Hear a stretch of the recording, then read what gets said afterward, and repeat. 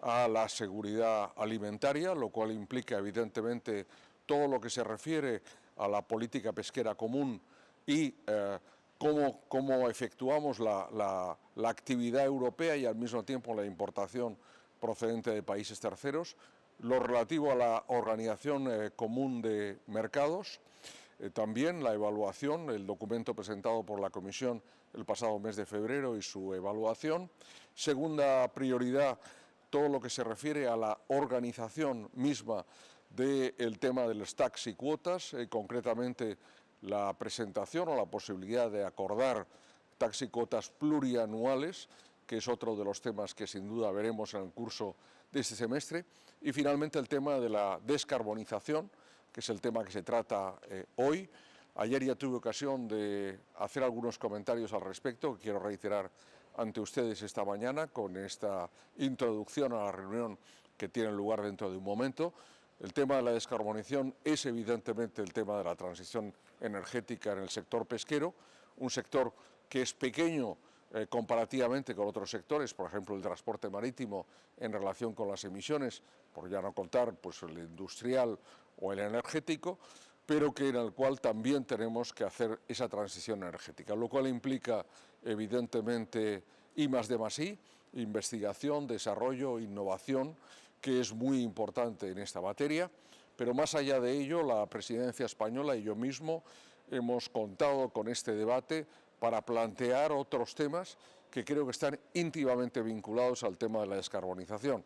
Esto es la necesidad de poner al día la flota europea de pesca en relación con los nuevos retos, tanto en materia de selectividad como en materia de preservación de los recursos naturales y al mismo tiempo de desarrollo de la pesca extractiva, cuestiones regulatorias en relación con el propio concepto de capacidad pesquera y, en definitiva, la problemática general que yo creo que es clave en este sector, que se refiere al relevo generacional.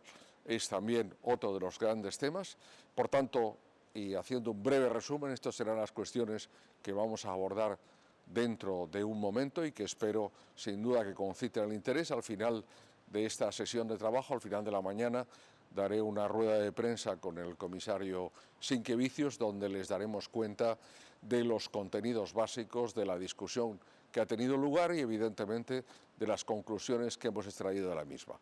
La presidencia española, como ustedes saben, en este Consejo Informal de Vigo ha puesto un gran esfuerzo y un gran interés, porque entendemos que efectivamente en este momento del calendario europeo, prácticamente a menos de un año de la celebración de las próximas elecciones europeas y de la formación de la nueva Comisión Europea, es clave que esta nueva Comisión tome decisiones y orientaciones básicas que apoyen al sector extractivo y, por tanto, la contribución de la pesca a la seguridad alimentaria de España y de la Unión Europea.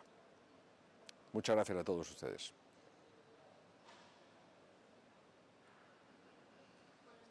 Sí, buenos días. Quería preguntarle si el Gobierno va a aprobar ayudas para la flota que ya se ha quedado sin poder faenar en aguas de Marruecos.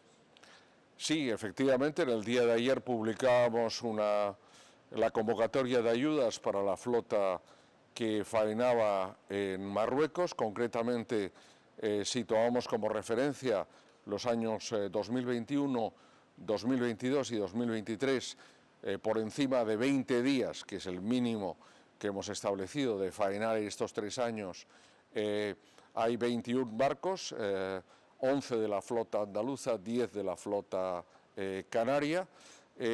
Reúnen la mayoría de ellos las condiciones para acogerse a las ayudas ayer publicadas, pero efectivamente tenemos conocimiento de una problemática de 6 barcos, concretamente andaluces, que han agotado estas ayudas europeas y a los cuales, como ya tuve ocasión de decir públicamente ayer y reitero ante ustedes hoy, vamos a darles cobertura vía ayudas de Estado. Será un procedimiento un poco más lento que el de las ayudas europeas, pero evidentemente quedarán cubiertos.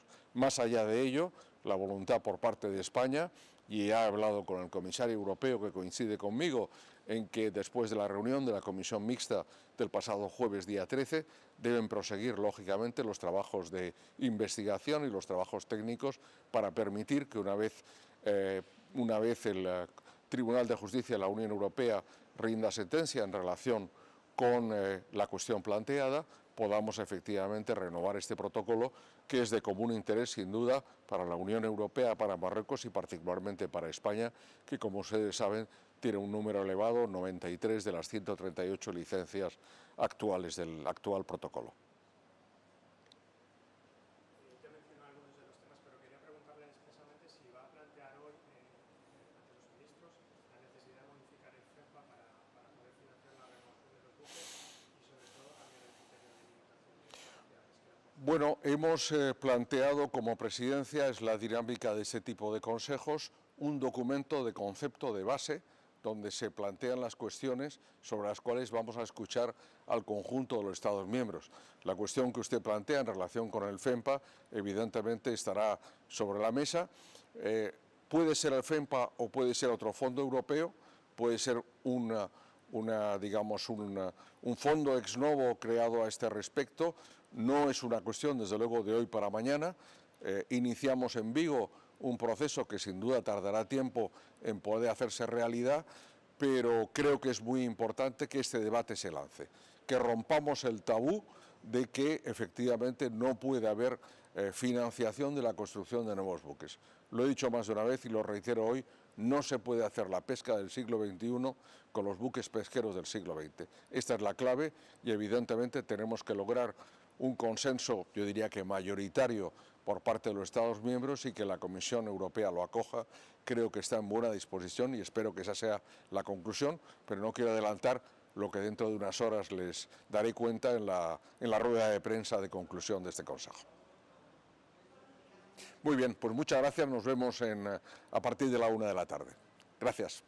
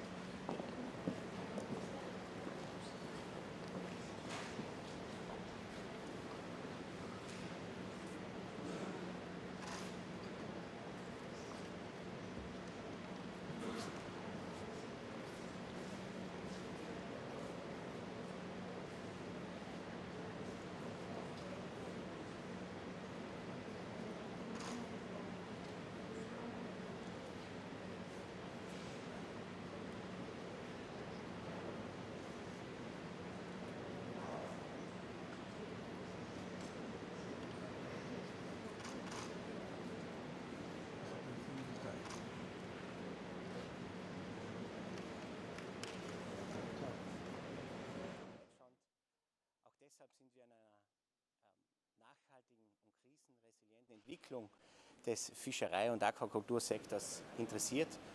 Österreich als Binnenland hat einen starken Aquakulturbereich. Wir sind an einer starken Entwicklung interessiert und sehen hier positive Entwicklungen. Zum Beispiel konnten wir die Produktion in den letzten 10 Jahren von 3.200 Tonnen auf fast 5.000 Tonnen steigern. Leider gibt es für Österreich zu wenig Mittelzuweisung aus dem Europäischen Meeresfischerei- und Aquakulturfonds. Obwohl wir die Mittel mehr als verdoppeln, können wir den Bedarf des Sektors nicht ausreichend bedecken. Schon deshalb ist es aus unserer Sicht notwendig, dass die Zuweisung aus dem Fonds entsprechend des Bedarfs des Sektors in den Mitgliedstaaten erfolgen sollte. Unsere Forderung für die nächste Förderperiode ist, dass die Mittel einen neuen Verteilerschlüssel, eine neue Zuteilung entsprechend des Bedarfs der Mitgliedstaaten, ohne allerdings das Gesamtbudget zu erhöhen. Zur Ukraine noch ein Statement. Wir bedauern den Abbruch der Verhandlungen durch Russland. Das ist ein schwerer Fehler. Aus unserer Sicht setzt hier Russland Lebensmittel als Waffen ein. Wir fordern ein Zurück zum Verhandlungstisch. Aus unserer Sicht ist ein nachhaltiges, ein langfristiger Abschluss des Getreideabkommens notwendig und wir stützen daher die Bemühungen der Türkei und der Vereinten Nationen.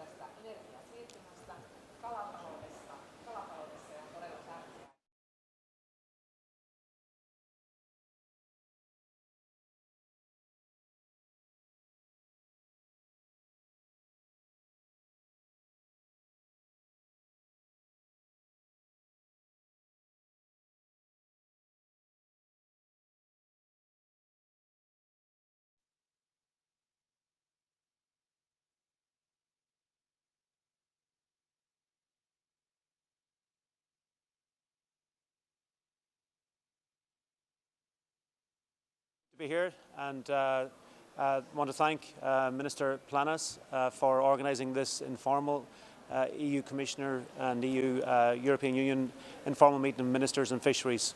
It's the first time in a number of presidencies that we have had an informal meeting, and it has been very good to come together with fisheries ministers from across the European Union to discuss issues of real importance, and particularly how we can ensure that we make our fisheries sustainable into the future, particularly from the economic well-being of our fishermen and fisherwomen, and also, of course, in relation to the environmental sustainability of our fleet as well. It's also a really good opportunity as well to plan ahead coming towards December and the allocation of quotas for 2024, to work with other ministers to make sure that we have strong quotas for our fishers for next year, and also to make sure that we're managing our fishing stocks sustainably so that they are strengthened and sustainably available for fishing for the years to come. So a pleasure to be here today and look forward to today's meeting. Thank you.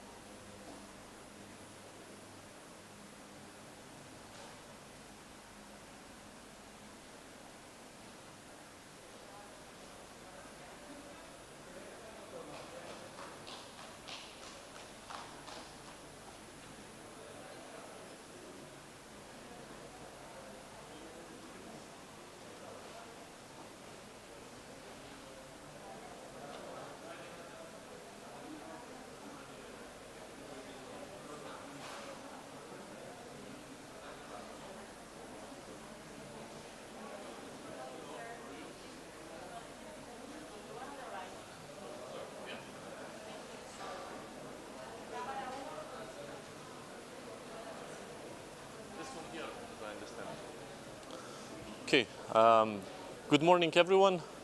It's my pleasure to be in Vigo, #1 fisheries port in Europe. We started, as you know, our agenda today extremely early, visiting the auction. And today's discussion is very timely and extremely important. I'm very thankful to Spanish presidency for, first of all, conducting the second ever Fisheries Informal Council, and most importantly picking up on the topic of decarbonization. This is something I think is crucial for the longevity of our fleet. We cannot do sustainable, effective fisheries with the tools of 70s or 60s. And I think we should facilitate and ensure that we provide all the necessary tools, vessels to our fisheries industry, that they could do a truly sustainable fisheries, less harmful fisheries, but also with less CO2 emissions and most importantly more profitable fisheries. So this is the aim of today's discussions. I'm very much looking forward for ministers, their opinions, this exchange, because we just at the beginning of the way forward. I'm also very happy that industry is going to be participating because their voice is extremely crucial in this debate. Any questions? Sorry about that. Which are the biggest obstacles on our way to a sustainable and green fishery? I think it's technology. At the end of the day, you know, we don't have a scale up of technology. So you cannot say that, you know, we go this way or we go that way. Because if you go to shipbuilders and ask, they also still a little bit of testing, a bit of everything. And, you know, when technology is in this sort of testing phase, it's not scaled up, you cannot have it accessible at the suitable price. So I think that's the biggest obstacle. From the sector itself, I see big eagerness to change, to implement the newest technology, improve on the boats. Let's not hide the fact that our big issue of our industry is actually renewal of the fleet, generational renewal, I mean. This is a very noble profession, but young people are less and less attracted to it. So I think modernization is key also in solving these issues. Hello. Two questions on Yes. behalf of my Spanish colleagues. Yes. One is the Commission ready or thinking about changing the GT limit as some ministers are discussing? And also the idea of support new vessels, the building of new vessels. And I would like to ask you about the end of Morocco's agreement. There are some problems for fishermen to receive support. Is the Commission thinking about any solution within the new framework, within the budget, please? So let's start with Morocco. So with Morocco, we are in very unfortunate situation because we are pending the court's decision. And, you know, whatever it will be, the court's decision is very difficult to prejudge, but at least we will have a clarity. At the moment, until we don't have a court's decision, we cannot engage and finalize agreement. We are engaging, and I would say that our work with Morocco is ongoing, but we cannot finalize an agreement. And you are right that some of our businesses, they will be not able to fish for some time. I know that the Spanish government is preparing a package for 1 month. I don't know the specifics if it's going to be MFAF money used or not, because we have activated, even if you remember from the previous fund, that unreceived profits can be claimed, so that could fall under this description, but I don't know the specificities. I hope that as soon as we have a court decision, we will be able to close the deal with Morocco. Now, on the first, on the capacity ceiling, I think this is an important debate to open. On one hand, we, of course, not going to be most likely able to lift the capacity ceilings that member states have. Still, they do have capacity ceilings that are not fully fulfilled. And I think it is worth, for the future, talking about the formula of, you know, how it's being defined, because on one hand you have the capacity where you store the fish, on the other where, you know, the fleet, people capacity and etc. of the vessel. I think they cannot be blended, because especially looking for the future solutions, we know that vessels will require a bit more space for new engines. So we need to look at that, and I hope that this discussion will also contribute towards that.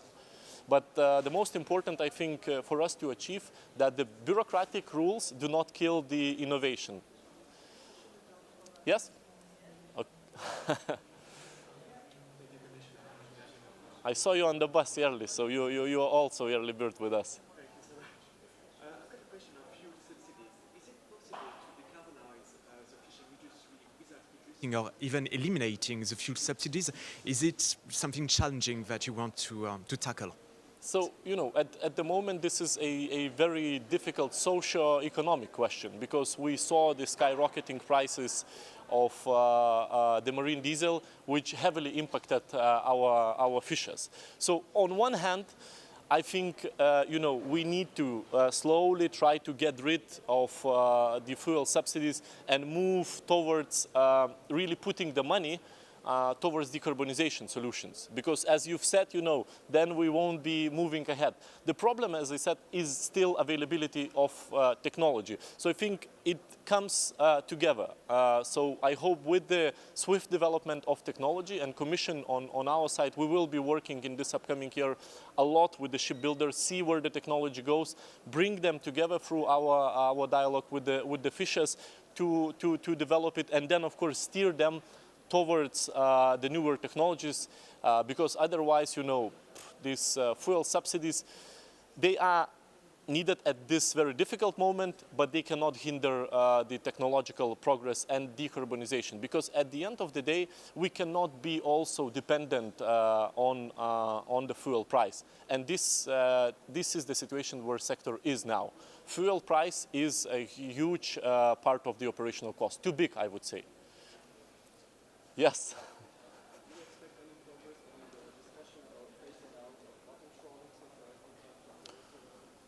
So look, on bottom trawling, we have to be very clear. The plan that Commission has put forward does not include ban of the bottom trawling as itself. I think what's most important that we need to look at the efficiency of the fishing gears. And also as regards fishing gear and fuel efficiency. Bottom trawling does not tick the box of being, you know, fuel most efficient. It's actually consumes a lot of fuel. Plus, then you have to add the sustainability parameter of is the bottom trawling has the least harm as regards the marine environment. It is not. So there is definitely space for improvement, but in some cases it's easier to do than in others. I encourage member states to invest into gears that are less harmful, that could be, you know, a step forward, but Commission does not foresee a ban of bottom trawling. As regards the marine protected areas, we've always been very clear that member states have to implement what they've put forward, because each marine protected area has certain rules. Some protect the seabed, and clearly when you protect the seabed, so the bottom trawling and seabed protection is not very combined. The others protect, for example, birds, and that's a little bit of a different story. But member states, they have defined their protection measures by having a clear scientific advice. So I think they have to follow it. Thank you very much. Have a nice day. Thank you.